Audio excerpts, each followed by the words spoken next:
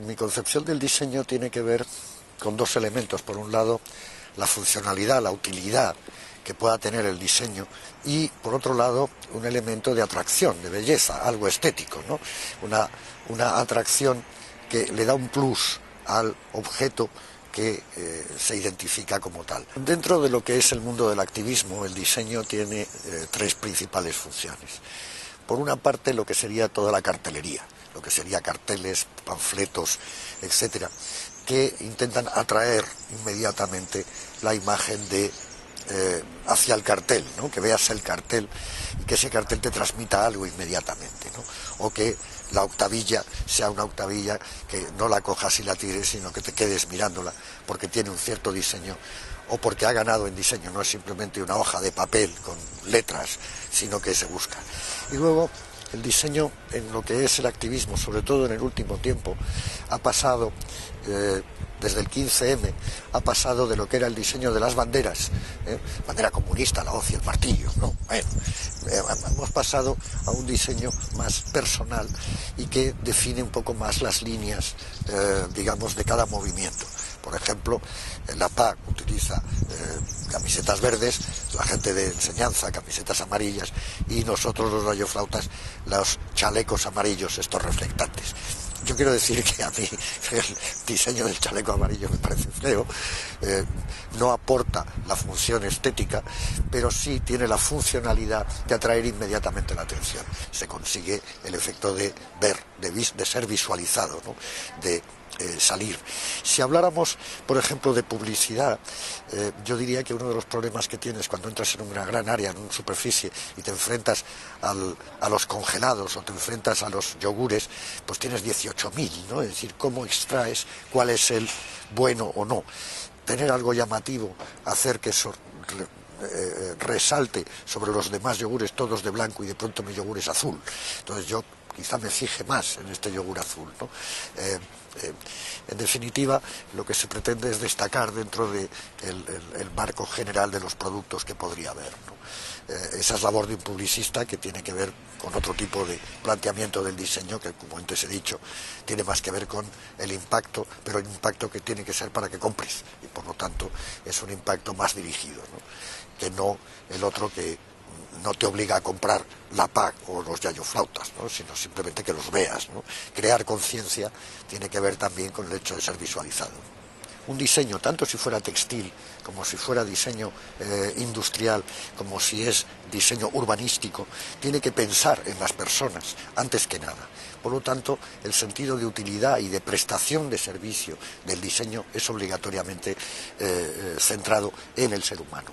Todo diseño que no esté pensado literalmente para el ser humano o es una extravagancia, como estas cucharas que están al revés, ¿no? Aquellos diseños que salieron de los cepillos de dientes que eran al revés y que no se podía cepillar, o la tetera que tenga el pitorro para arriba, ¿no?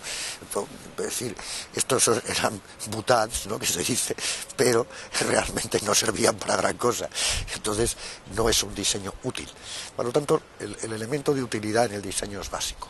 La rueda, un martillo, son diseños perfectos. Se hicieron hace miles de años y siguen siendo esencialmente lo mismo, ¿no? Por lo tanto, lo primero es colocar a la persona humana en el centro del discurso. ¿Qué quiero yo? Quiero vender yogures. Bueno, pues los niños tienen que saber que este yogur es bueno y por lo tanto, de alguna manera, cuidar que mi producto sea bueno y tenga una utilidad. Yo diseño en base a esto. Yo creo que los niños tienen que jugar y para aprender hay otros momentos, las escuelas, otras cosas, ¿no? El diseñador del juguete tiene que saber cómo es el niño a la hora de empezar a jugar con ello, porque claro, si no, pues terminamos dándole juegos educativos al niño, que finalmente que si los cubitos uno dentro de otro, pues sí, pero eso se ha acabado rápidamente, ¿no? Es un juego que el niño, en cambio, al niño siempre le vendrá bien una pelota, porque se la tiras ya a la correr detrás, ¿no? Es decir, por lo tanto, la pelota, que es un diseño perfecto en sí mismo, lo puedes hacer de muchos colores, más grande, más pequeña, pero el concepto de esfera que bota y se va y que el niño corre detrás de ella terminará siendo algo pensado para el niño y algo pensado para, en este caso, la persona. También tiene que haber un gusto estético, tiene que haber un plus que ayude a que el diseño, que ya en sí mismo tiene una utilidad, destaque entre los demás diseños útiles para que seas tú quien compre esto, ¿no? O quien lo adquiera o quien lo disfrute, porque estamos hablando de diseñar un parque, pues estamos hablando de que tiene que haber una parte para niños, una parte para ancianos, una petanca, un no sé qué, el colocar a las personas en el centro del discurso y luego la belleza, que haya árboles, que puedas de alguna forma disfrutar de una cosa que no disfrutas normalmente en la ciudad, que hay mucho alquitrán, ¿no? Por lo tanto, pues esos dos elementos creo que son necesarios para un buen diseño. Al final el diseñador tendría que tener una capacidad artística humanística. Entonces, quizá no solo hay que dibujar técnicamente, sino también pues un poco de filosofía humana, de antropología. Pues no nos vendría mal al diseñador, al albañil y al basurero, es decir, a todo el mundo.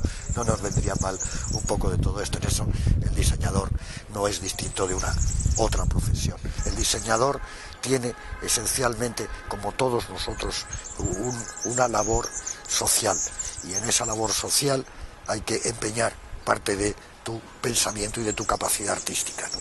Hasta donde tú puedas, evidentemente. Yo entiendo, a mí me han encargado a veces trabajos que dices, pues mira, no lo voy a hacer, o trabajos que dices, bueno, lo haré, intentaré mejorar esto porque quedará de esta mejor manera, lo discutes con el jefe, hombre, pues esto podría ser así o asado. Es decir, muchas veces estás compelido a hacer cosas que no te interesan, ¿no? La aparición de nuevos materiales ayuda siempre, digamos, a que el diseño pueda mejorar o cambiar en determinadas circunstancias. Pero esto sería hablando desde el punto de vista técnico.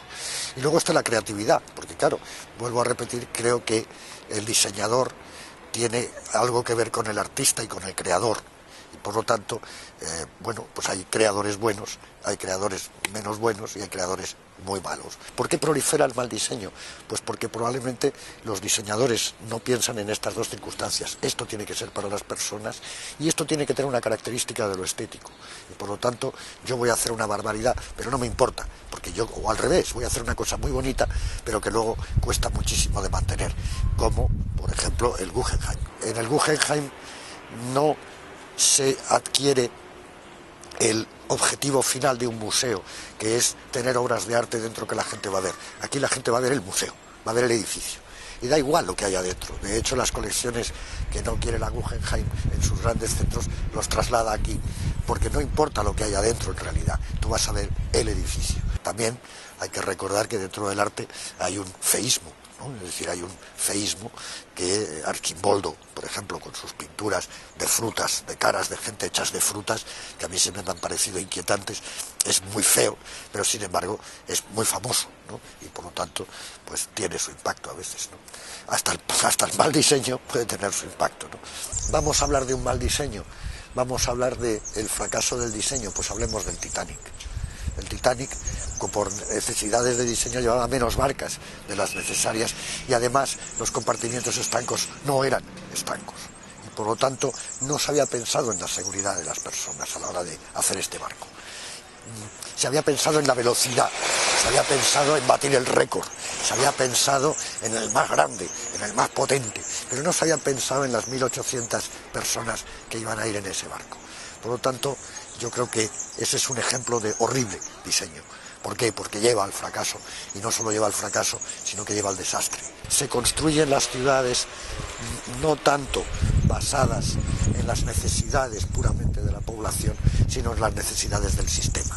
Yo tengo que apretar a la población y por lo tanto hago Belviche, aquellos tremendos edificios, porque me da igual, es para los currantes. Pero ahora resulta que hemos pasado del trabajador al que se explotaba al trabajador al que se le explota en el trabajo, pero a la vez también cuando sale. Es decir, que ahora el capitalismo vigila tus 24 horas. No puedes estar ocioso, tienes que estar consumiendo. Este nivel de productor y consumidor lleva a barbaridades como la que está sucediendo, por ejemplo, en San Chinarro, en Madrid, ¿no? Lo primero que se construye es el macro sitio de ventas, ¿no? Es decir, como la maquinista. Lo primero se construye la maquinista y luego se lleva allí a los consumidores. Es decir, se empieza a construir por la función final, que es que haya consumidores, y por lo tanto luego se hacen las casitas alrededor de los que el espacio de venta va a nutrirse. Eso no es colocar a la persona en el centro del discurso, eso es llevar a la persona a la explotación del discurso.